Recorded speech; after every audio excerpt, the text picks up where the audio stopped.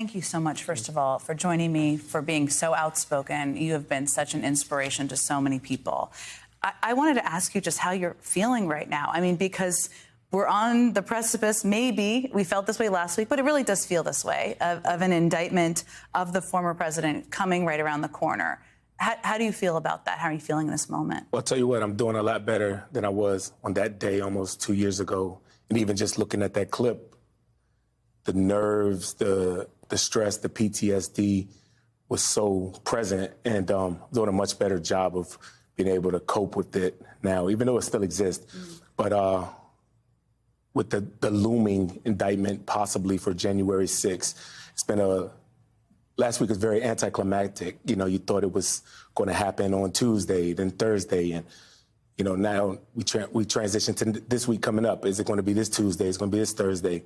And even then, I don't know if that'll bring me joy or happiness or peace. But even when it happens, is now what? You know. Now what? You mentioned you've been doing things to kind of help deal with the PTSD. Of course, you have that, and as anyone who would have been there on that day, what are you doing to take care of yourself? Talking, not shutting up. A lot of times people suppress their feelings, their emotions, and how they feel. Just that burden. They just keep it inside, and I refuse to be oppressed myself, and I just continue to talk about how I'm feeling, what I want, whether anybody agrees with me or not. In this case, I'm happy to know that a lot of people do agree with me and a lot of people are feeling what I'm feeling. But I'll talk and tell my story even if nobody's listening. People are definitely listening. Now, as we look to the legal sides of this, I'm not a lawyer. I don't think you're a lawyer either. But this isn't about that. There are some predicting that while Trump could be indicted for a number of his actions leading up to January 6th, including his efforts to overturn the election and mislead the public, he might not be indicted for his role in inciting violence on January 6th. Now, we don't know, but give me your sense of how you feel about that.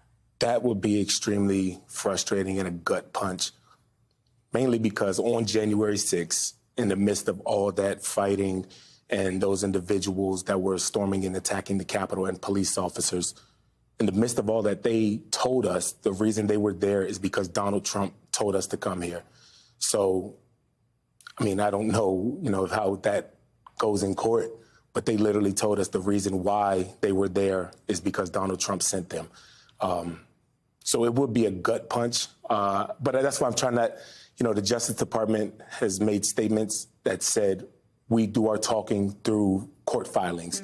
And I'm trying my best to not listen to the noise and just pay attention to what's being filed in the court. But until then, it's still hard, because you hear it and you're just like, please don't let that be true. So until that happens, I'm just waiting patiently, I guess. I've heard you say, which is incredibly powerful, that one of the reasons that you speak out so often is for your own mental health, of course, but also to prevent this from happening again. And I know you've talked as recently as last year, maybe even this year, about your fear of that. Do you still fear that this sort of thing could happen again? Yeah, I mean, Donald Trump is running for office. He's poised to get the nomination in the Republican Party. And this individual thinks that he didn't do anything wrong that day. So what's to stop him from doing it again? I mean, he doesn't even understand the Constitution.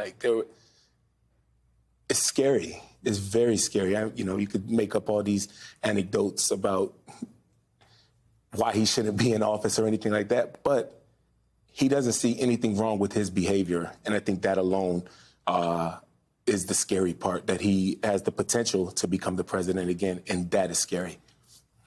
You've also been very outspoken on mental health and the need to embrace mental health challenges when you have them.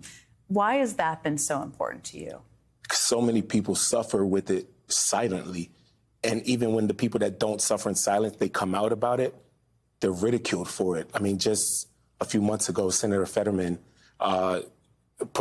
checked himself into, for depression, or I don't know it's specific, but it was mental health related. And the attacks that he got for somebody just asking for help, the way that we treat individuals in this country when they ask for help, it's appalling. And, people only care when it affects them or somebody they know or somebody they love directly. And that in society is, it's disgusting. No other way to put it, that the way that we treat each other. Somebody asking for help should not be ridiculed, should not be teased. They should be given every single resource that is available to help them heal.